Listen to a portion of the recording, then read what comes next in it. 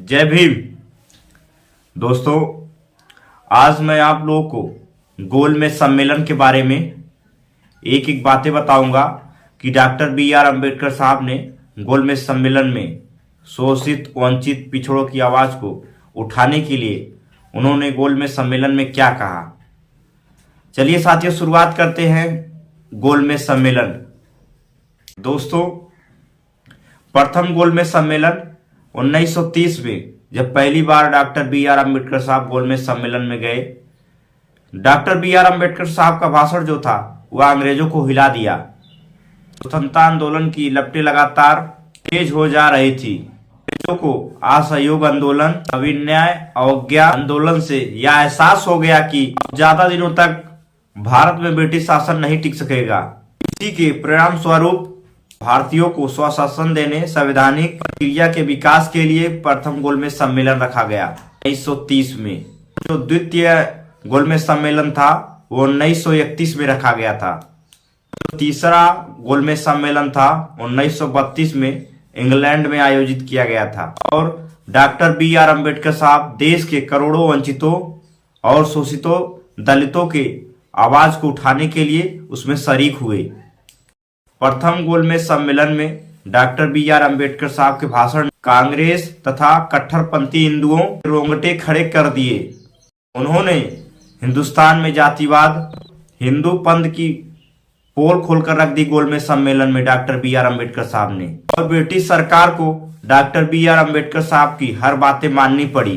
Doctor B R. Ambedkar का हुनर और संघर्ष था। उन्हें रैमजे मैकडोनाल्ड एम्डर अवार्ड स्वीकार करने के लिए मजबूर कर दिया था। आज के इस आर्टिकल में डॉक्टर बी.आर. अम्बेडकर साहब के प्रथम गोलमेज सम्मेलन के लिए रवानगी से लेकर राउंड टेबल तक फिल्म में उनके द्वारा दिया गया ऐतिहासिक भाषण एक शब्द को विस्तार तरीके से बताने वाले हैं। प्रथम गोलमेज सम्मेलन 1930 में जब डॉक्टर बी.आर. अम्बेडकर साहब गोलमेज सम्मेलन के लिए रवाना हुए। 4 अक्टूबर 1930 को वायसराय ऑफ इंडिया जहाज से डॉक्टर बी.आर. अम्बेडकर साहब रवाना हुए लंदन के लिए गोलमेज सम्मेलन में। कांग्रेस नहीं चाहती थी कि नेताओं के माध्यम से जो मान्य नहीं है उनसे ब्रिटिश सरकार भारत की समस्याओं पर बातचीत करके समाधान कर सके। प्रथम गोलमेज सम्मेलन में कुल 89 प्रतिनिधि शामिल हुए।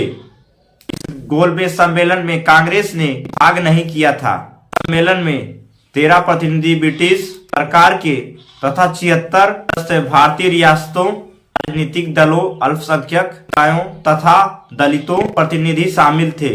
गोलमेज सम्मेलन के प्रमुख प्रतिनिधि बाबा साहब ने कहा, प्रथम गोलमेज सम्मेलन में अछूतों के प्रतिनिधित्व में यहाँ मैं उपस्थित हुआ हूँ। उनकी संख्या हिंदुस्तान में कुल जनसंख्या का 5वां भाग है। ब्रिटेन और फ्रांस की जनसंख्या के बराबर है।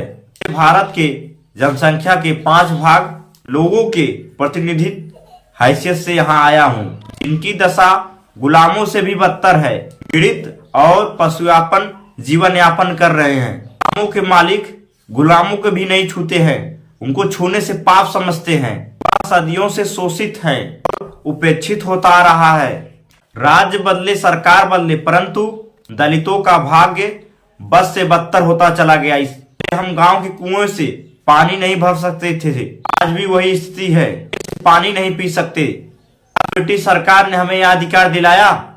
ब्रिटिश राज से पूर्व हम मंदिर के अंदर नहीं जा सकते थे, आज भी हमारे लिए मंदिरों के द्वार बंद हैं। ब्रिटिश सरकार ने हम अछूतों के लिए क्या किया? पहले हमें पुलिस विभाग में भी भर्ती नहीं किया जाता था, पहले भी हमें सेवा सैनिक में भर्ती नहीं किया जाता था। अब सेना में सेवा करने का मौका दिया जाता है। प्रश्नों का उत्तर किसी के पास हाँ में नहीं दिया जा सकता है। 150 वर्ष के ब्रिटिश राज में हमारी हालात पहले जैसी थी, ऐसे सरकार से हमारा क्या भला होगा? आज वह खुद भी वर्तमान सरकार स्थान पर जनता के लिए जनता का राज्य चाहते हैं। मजदूर और किसानों का शोषण करने वाले पूंजीपति जमींदार की रक्षक सरकार हम नहीं चाहते। अपने दुख हम स्वयं दूर करेंगे, इसलिए हमारे हाथों में सत्ता का बागडोर होना चाहिए। यह वह सरकार थी जिसने पूंजीपतियों पर ध्यान दिया, जमींदारों की रक्षा की। उसने दलितों और मजदूरों से मुंह मोड़ा। पहले भी शोषित होते रहे और सामाजिक कुरीतियों, अंधविश्वासों, फेरों में ढलते जाते रहे। सरकार चाहती तो कानून द्वारा की रक्षा कर सकती थी, लेकिन उसने ऐसा नहीं किया कि उन्हें ऐसा करना चाहिए था। सामाजिक और आर्थिक स्थिति में प्रकार बदलाव लाया जाए कि इस प्रकार राजनीति स्थिति में किए जाते रहे। ऐसी स्थिति में कोई भी संविधान काम नहीं कर सकता कि वह बहुमत ही द्वारा कार्य ना हो। बहुत समय बीत गया, आप हुक्म चलाकर फैसला करते थे, भारत उसे स्वीकार करता था। समय लौट गया, मैं कभी लौट नहीं सकता। प्रथम गोलमेज सम्मेलन में अपने भाषण को रखते हुए डॉक्टर बी आर अम्बेडकर साहब ने औपनिवेशिक स्वराज की मांग की। उच्च नीच भेदभाव हिंदू समाज की पद्धति का उल्लेख करते हुए उन्होंने कहा कि भारत में एक ऐसे खास विधान की जरूरत है प्रतिकूल उन्नति में अछूत समाज उन्नति कर सके। डॉक्टर बी आर अम्बेडकर ने इस वाक्य से गोलमेज सम्मेलन की अल्पसंख्यक समिति को एक पात्र भी दिया था।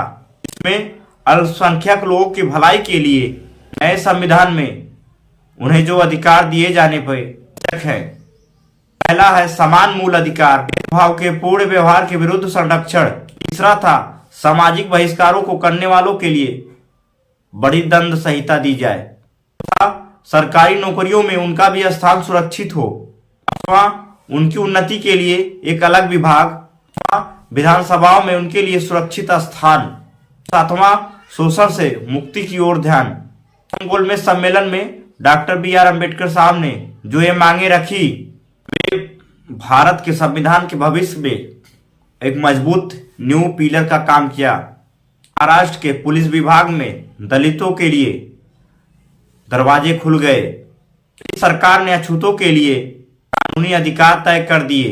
प्रथम गोलमेज सम्मेलन की जो अहम भूमिका थी, डॉक्टर बी आर अम्बेडकर साहब को सुनकर गोलमेज सम्मेलन के परिषद अध्यक्ष और इंग्लैंड के प्रधानमंत्री मैकडोनाल्ड ने दलितों को पृथक पाचक मंडल जो मैनुअल अवार्ड के नाम से जाना जाता है।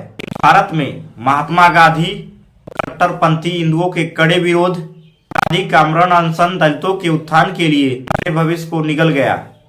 स्वरूप 24 सितंबर 1932 को डॉक्टर बी आर अम्बेडकर को पूना पैक्ट को समझौता करना पड़ा। लेकिन आज देश की राजनीति में दलित वर्ग के जो नेता विभिन्न दलों में सुरक्षित सीटों से जीतकर संसद में जाते हैं और मोहरा बनकर मात्र रह जाते हैं। बाबा साहब ने राजनीति को आरक्षण को 10 वर्षों के लिए रखा था। हर 10 साल बाद इसे बढ़ाया जा सकता है।